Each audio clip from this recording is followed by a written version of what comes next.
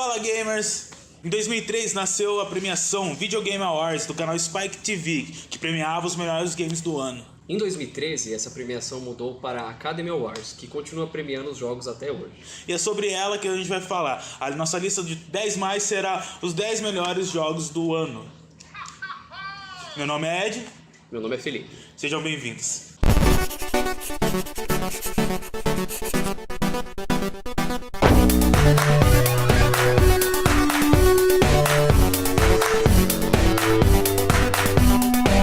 Para começar, antes da gente começar a nossa lista mesmo, a gente vai citar sobre todos os ganhadores desses 13 anos desde 2003.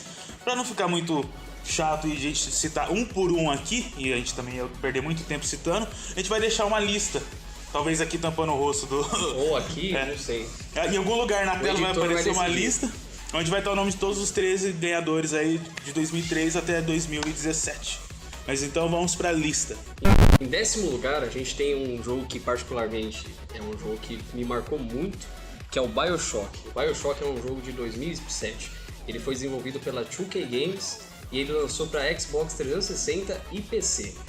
O jogo ele tem uma excelente narrativa, um ótimo sistema de evolução de personagem e, na minha opinião, um ótimo sistema de decisões e múltiplos finais. Sem esquecer que o BioShock é muito conhecido graças ao Big Daddy, um dos inimigos mais terríveis. Primeira vez que você encontra com ele, aquele bicho com a broca na mão. Os cenários, os primeiros BioShocks são legais. Eu gosto muito do terceiro, Infinity, mas eu acho que os primeiros BioShocks são legais pelo clima claustrofóbico. É uma cidade debaixo da água, você não tem pra onde correr. Então ele te deixa meio aflito, sabe? Tipo, eu acho muito bacana e 10º lugar é uma posição excelente, velho. Sim. E um comentário que eu gostaria de fazer do BioShock é que ele é um jogo que ele tem um elemento que muitos survival horrors têm, Ed, que é você correr atrás de mantimentos e ter que sobreviver disso. Só que o BioShock tem uma pegada de RPG e isso deixa interessante demais o jogo. Em 9º lugar, Resident Evil 4, lançado e distribuído pela Capcom em 2005, ganhou como game do ano. Ele saiu para GameCube primeiramente, e até é engraçado que tem uma história que o criador, ele falou que se saísse do GameCube ele não ia querer trabalhar mais e, ironicamente, saiu depois para PlayStation 2, PlayStation 3, PlayStation 4, para todos os Xbox, saiu pro Windows, tipo, saiu para tudo. E o Resident Evil 4, vale ressaltar o pessoal que gosta de jogos aí, ele foi um marco na história do Survival Horrors, porque ele foi um dos primeiros jogos que introduziam uma mecânica de tiro em terceira pessoa, onde usa o sistema de mira que é chamado de over the shoulder, né? E isso deixou alguns fãs meio com o pé pra trás, só que entregou muito bem. E ele é um jogo que particularmente é um dos meus favoritos do Resident Evil.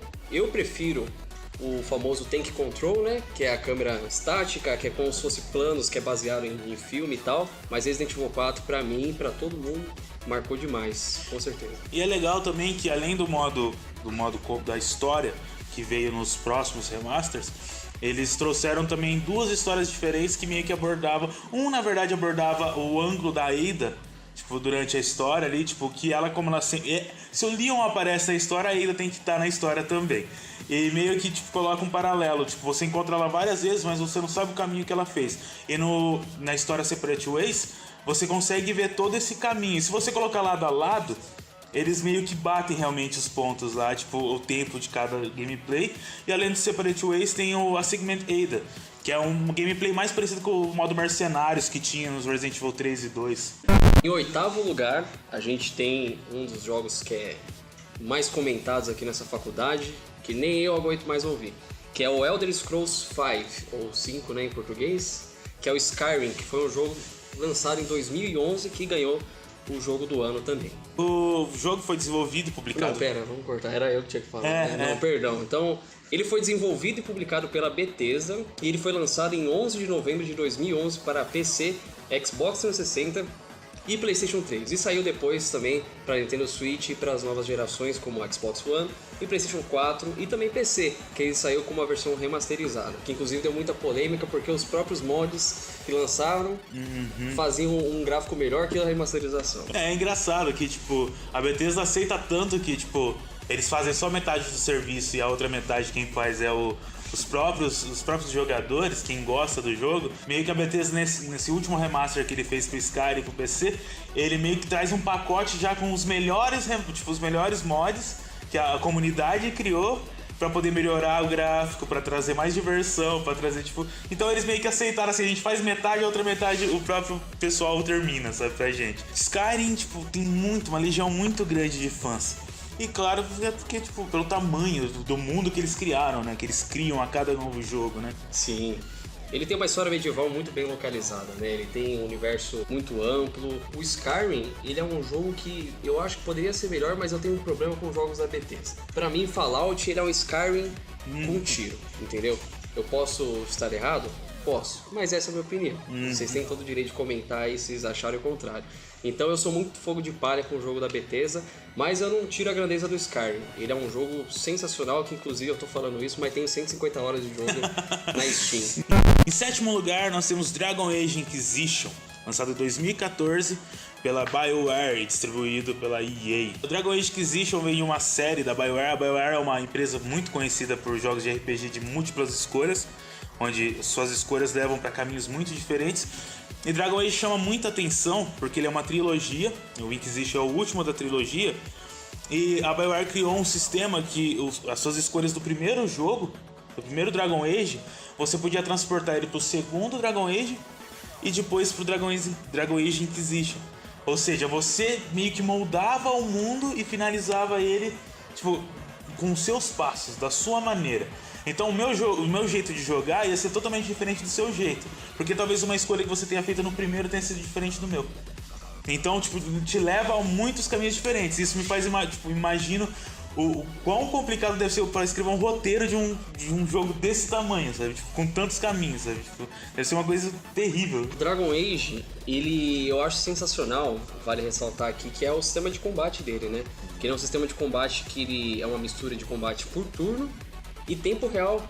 E você pode escolher, você pode jogar em tempo real totalmente, você pode jogar full time, assim, tentando matar os inimigos numa paulada só, que eu acho muito mais difícil. Sem esquecer que os mapas do jogo são muito grandes, são muitos mapas diferentes, muitas quests, nem todas as quests estão lá apontadas para você no mapa. Às vezes alguns documentos, algumas notas que você encontra no jogo deixam tipo pistas para onde você pode chegar numa próxima quest.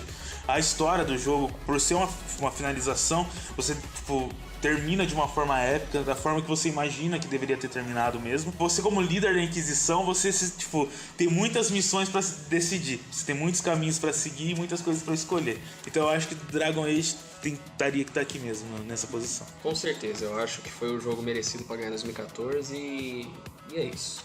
Em sexto lugar, a gente tem o The Walking Dead The Game, que foi lançado em 2012. E o The Walking Dead, ele é um jogo feito pela Telltale Games, né, que é a famosa empresa que faz jogos narrativas. A Telltale Games ela é uma empresa que vale ressaltar que ela é feita por funcionários antigos da LucasArts, não completamente. Então eles trouxeram bastante dessa ideia que foi apresentada no Full Throttle, no The Secret of the Monkey Island e muitos outros jogos como Grim Fandango também. O The Walking Dead foi um jogo pra mim, Ed, foi sensacional assim. A história ela é muito bem contada, as consequências elas são extremamente pesadas, a história é muito envolvente, ela é comovente a história e a possibilidade de ter vários finais é sensacional. A história, tipo, como você disse, o peso dela é muito grande, você passa a gostar e se preocupar com as pessoas. Você, tipo, não quer que ninguém morra. E o jogo meio que vai te obrigando a perder as pessoas no caminho ali. Suas escolhas, você começa a se preocupar. Tipo, putz, mas se eu escolher isso, será que vai dar bom? Será que tudo vai terminar certinho ou será que vai mais um morrer, né? E ele, tipo, fez tanto sucesso que de todos os jogos da Telltale, The Walking Dead foi o único que ganhou sequências, né? Outras temporadas. E tá atualmente na 4ª temporada, só que no momento tá com problemas sobre o final dele. Tipo, às vezes ela consegue terminar. Porque dois episódios já foram lançados, só que os outros 3 que estão pra lançar, a empresa agora tá com problemas, ela abriu falência. Então, tipo, fica a dúvida no ar, se vão conseguir terminar, se vão finalizar a história do jeito que a gente queria ver, né? Inclusive, eu desejo toda a sorte do mundo aí pra Telltale Games, porque eu sou apaixonado pelo The Wolf Among Us, tudo bem que é The Walking Dead. E Game of Thrones também é muito bom, joguem. Todos os jogos da Telltale são excelentes, então também fica meus pêsames aí pra Telltale. Em quinto lugar, Red Dead Redemption, de 2010, desenvolvido pela Rockstar North, e distribuído pela Rockstar Games, lançado primeiramente para PlayStation 3 e Xbox 360, e depois recebeu uma versão para a nova geração. O Red Dead, ele... Não recebeu não. Remasterizado? Não, remasterizado não. Não, ele entrou pra retrocompatibilidade 360. Ah, mas PlayStation 4 ele saiu como tipo jogo normal. Sério? É. Nossa, então desculpa, Ed. Nossa, não, perdão. Continua. Não sabia. Continua. Continua o jogo. Red Dead é um jogo, tipo, praticamente o pessoal conhece como GTA do Velho Oeste, mas ele é bem mais do que só um GTA de Velho Oeste, porque ele traz toda uma mecânica diferente, a questão do tiroteio, o quick draw, né, o saque rápido, né, tipo, pra você poder mirar nos inimigos antes de disparar. E você esquecer que a história é, tipo, realmente parece um filme de western mesmo, sabe? Um filme de Velho Oeste antigo mesmo, sabe? Tipo, aquela questão de vingança, de sede por poder, sabe? É muito interessante, cara. E é uma característica muito forte da Rockstar, né? Todos os jogos dela envolvem muita trama criminosa. A Rockstar também é claramente fã de filmes com essa narrativa, né? Como, por exemplo, Red Dead Redemption é claramente inspirado em Era Uma Vez no Oeste e muitos outros filmes que lançaram nessa temática. Um jogo, foi um prazer imenso jogar, cara. Quando eu zerei aquele final, que eu não vou dar spoiler pra você que não jogou, porque se você não jogou ainda, não sei o que você tá esperando, mas é um jogo sensacional e você que tem interesse em ser um game designer, por estar assistindo aqui no nosso canal, importantíssimo você entender como funciona o game design da Rockstar, principalmente da Red Dead Redemption, tanto como uma narrativa, tanto como gameplay, tanto como trilha sonora e muitas outras coisas. Em quarto lugar, a gente tem Overwatch, que é um jogo lançado em 2016. Ele foi desenvolvido e publicado pela Blizzard e ele lançou para Xbox One, PlayStation 4 e PC. Overwatch é um jogo de FPS, mas que trouxe um estilo totalmente diferente do que se espera para um jogo de FPS multiplayer. Em vez de da gente ter o que a gente sempre tem em jogos de multiplayer FPS, que são dois times tentando se matar, aqui a gente tem tipo dois times com 6 jogadores. Cada jogador, cada personagem, cada herói, ele tem uma classe, ele tem tipo habilidades únicas. E você não luta pra, tipo, matar o inimigo, você luta pra cumprir objetivos no mapa. Então ele traz não só a questão, tipo, vai lá, atira em todo mundo e vence lá. Tipo, não, é uma coisa mais, tipo, estratégica. Você tem que saber trabalhar em equipe, você tem que saber com quem jogar no momento certo, porque alguns heróis são mais fortes sobre outros heróis. E tem toda essa questão, tipo, se joga lá e atira em tudo que se move. Não, você tem toda uma forma de jogar direito. Então é muito diferente do FPS comum, cara. Com certeza. E o Overwatch ele é claramente inspirado no Team Fortress 2, né? Principalmente os modos de jogo. Isso traz um equilíbrio muito forte entre os personagens. Eu particularmente eu jogo com um personagem que todo mundo odeia, que é o Hanzo. E eu jogo mesmo. Eu adoro jogar de Hanzo. E é legal, cara, que o Overwatch ele não tem um modo história. Mas ele é, por exemplo, jogos como League of Legends, que ele tem uma lore por trás. E é uma lore extremamente rica e muito legal. Por exemplo, os curtas de animação que são muito bem feitos e cada personagem, não todos, né, Ed? Mas a maioria já tem e está sendo feito mais curta-metragem, que eu particularmente, por coincidência, eu gosto do curta-metragem do Hanzo, que eu até chorei a primeira vez que eu vi. Com certeza, não, eu também chorei vendo a do Hanzo. Mas o melhor personagem é a Div. Terceiro lugar, GTA V. Lançado em 2013, desenvolvida pela Rockstar North e distribuída pela Rockstar Games. Lançado para PlayStation 3, PlayStation 4, Xbox 360, Xbox One e algum tempo depois, porque a Rockstar sempre gosta de deixar o pessoal do PC esperando, para PC. E GTA V vale ressaltar que ele é o jogo mais vendido da história, o jogo com maior lucro também, né? Por quê? A Rockstar lançou esse jogo 3 vezes. Ela lançou em 2013, que foi o lançamento oficial, que foi para a 7ª geração de consoles, né? Foi lançado em 2013, que foi, no caso, PlayStation 3 e Xbox 360. Depois ele foi lançado para Xbox One e PS4, com melhorias gráficas, como modo de primeira pessoa também, que é um modo sensacional. E depois ele foi lançado finalmente para o PC. Então a Rockstar lucrou 3 vezes. Você aí como game designer, pensa aí que você reciclar seus jogos como a Rockstar e a Bethesda, às vezes pode dar certo, né? No GTA V eles apostaram ainda mais na história, trazendo 3 personagens diferentes, pela primeira vez 3 personagens para você controlar. Então você segue tipo, a vista desses 3 personagens, mas além disso, você também tem o modo multiplayer, o modo online, o GTA Online, que até hoje em dia recebe atualização. A Rockstar gosta de, quando lança o seu jogo, ela não lança, abandona e vamos fazer outra coisa. Ela sempre gosta de ficar dando, tipo, feedback não. sempre dá suporte aos jogadores. Eles vêm, lançam, tipo, não cobram nada pelas DLCs. Essas atualizações são atualizações comuns do sistema, onde traz mais coisas pra você fazer de forma cada vez mais diferente pra você jogar. E vale ressaltar, Ed, que é um gosto pessoal meu, que é como a história é contada do GTA, que lembra também muito Red Dead Redemption. Eles são muito bons em construção de personagem, e você criar 3 personagens jogáveis e conseguir contar uma história que eles se conectam, olha, Rockstar, você está de parabéns, viu? Porque é engraçado que cada personagem, eles são criminosos, mas cada um tem sua personalidade. O Trevor é um cara loucão na cabeça, o Michael, ele é um pai de família, ele é aquele personagem que ele é bem do Martin Scorsese, sabe? Você parar pra pensar, é uma referência perfeita. E você tem o Franklin, que ele é um cara da periferia. Então ele conta 3 versões de história de um criminoso. E no fim, eles vão acabar fazendo a mesma coisa, que é matar e roubar. Em segundo lugar, a gente tem um jogo aqui que eu não zerei porque eu não tenho Nintendo Switch, mas eu tive a oportunidade de jogar e joguei bastante tempo. Se eu não me engano, eu tinha cerca de 16 horas, que é The Legend of Zelda Breath of the Wild, que ele lançou em 2017 e, obviamente, seguindo a lista, ele ganhou um jogo do ano. Legend of Zelda foi publicado pela Nintendo e ele saiu pro seu console, o Wii U, e pro Switch. Foi o último joguinho ali no Wii U, né? Tipo, no finalzinho da vida dele ali, hoje eu não recebo mais nada. E realmente o Zelda é um jogo muito, não só mecanicamente falando bom, ele é muito bonito. A arte dele, o que eles optaram, o jogo ser totalmente mundo aberto. Você pode ir lá enfrentar o chefe nos seus primeiros 30 minutos de jogo. Não quer dizer que você vai ganhar, mas você pode ir lá lutar, tipo, é outra coisa. Fica a seu critério, né? E sem esquecer que tem muita coisa, tipo, o clima afeta você, sabe? É muita coisa diferente que, tipo, te força a jogar de maneiras diferentes. Sim, com certeza. Eu lembro que a primeira vez que eu joguei, Ed, eu tinha...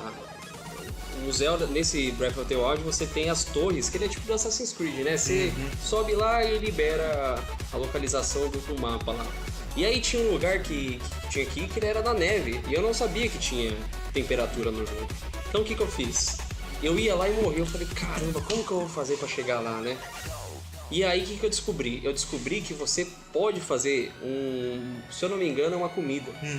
Que você pega pimenta e você faz um prato, você pega bastante pimenta, faz um prato, você vai lá no fogo, esquenta a comida e come. Isso te dá um buff temporário pra você suportar o frio. Isso é genial. Realmente. Isso é genial. E aí eu fui lá na torre, eu peguei um item que tem lá no item perto daquela torre, que aí no caso era uma jaqueta. E aí minha poção não serviu de nada, porque eu ganhei a jaqueta, então... Mas o legal do Zelda, cara, é que ele passa uma sensação de solidão, assim, sabe? A Nintendo saber colocar a trilha sonora na hora certa. Dependendo do lugar, não tem trilha sonora. É só o barulho do vento, do mato, dos animais. Isso ele passa uma sensação que me lembra muito o Prince of Persia de 2008, que ele é um jogo que, por mais que ele teve muitas críticas, é um dos meus jogos favoritos de todos os tempos. E também Shadow of the Colossus, que é um jogo que a trilha sonora também é específica, é na hora certa. E te dá aquela sensação de solidão num universo vasto. Exatamente. E parabéns aí, Nintendo, que pena que eu não tenho Nintendo Switch, mas queria muito ter só pra jogar esse jogo. Nintendo, manda um Nintendo Switch pra gente.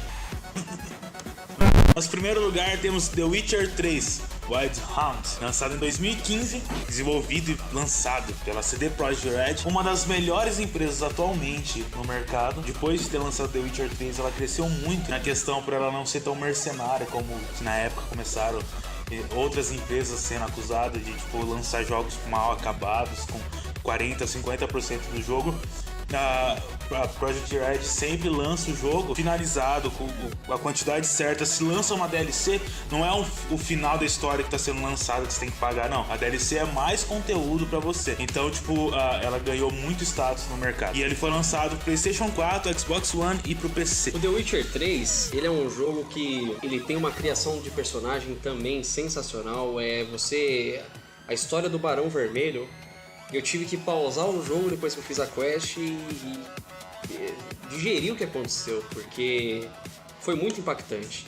Ele te apresenta o personagem, você trabalha pra ele, mas ao mesmo tempo você pega um carinho por ele e no final o que acontece, sem spoilers, é extremamente impactante. Para um jogo de RPG, de mundo aberto ainda, você ter todo esse detalhe de construção de personagem, esse carinho na construção do personagem, é difícil. Coisa que eu acredito, por exemplo, que tá na nossa lista, que é o Skyrim, que ele já não sabe repetir muito bem. É um bom RPG de mundo aberto, mas o The Witcher 3 eu acho que até hoje é o RPG de single player, mundo aberto, definitivo. E ele tem, tipo, um número muito grande de finais, porque, tipo, cada uma das escolhas, cada, tipo, personagem pode acabar de uma forma diferente. E isso combinado com os outros te leva a uma lista muito grande de final diferente. E, como você disse, o carisma dos personagens é super interessante. As quests, as side quests, elas foram pela primeira vez apresentadas, as side quests, que é como os caras da empresa mesmo disseram. Que normalmente as quests de jogos de RPG são feitos meio fabricados assim em fábrica, em grande quantidade. Então tanto faz tipo, o que vai vir. É tipo, mate 10 inimigos, colete 10 itens. Enquanto a Project Red, ela se importou em catar cada side quest e transformar em algo tipo, como uma história realmente ali, sabe? Tipo, não é simplesmente vai lá, mata os inimigos e acabou. Não. O que tá vindo, sabe? Nossa, tem toda uma história por trás disso aqui. Olha que interessante, sabe? Então eu acho que The Witcher, tipo, de todos da lista, realmente deveria estar no topo. Porque, como você disse, ele é um RPG que apresenta como um RPG deve ser.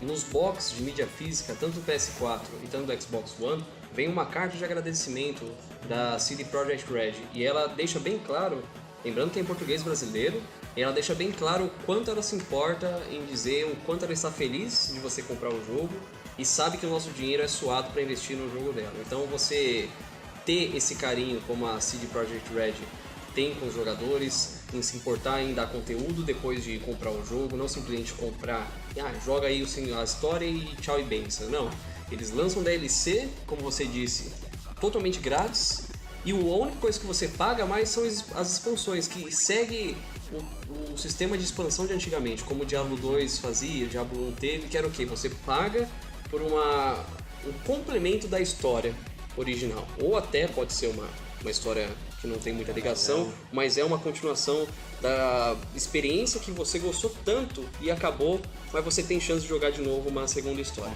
Então eu acho que The Witcher 3 ele é mais que merecido em estar em primeiro lugar. Então é isso, galera.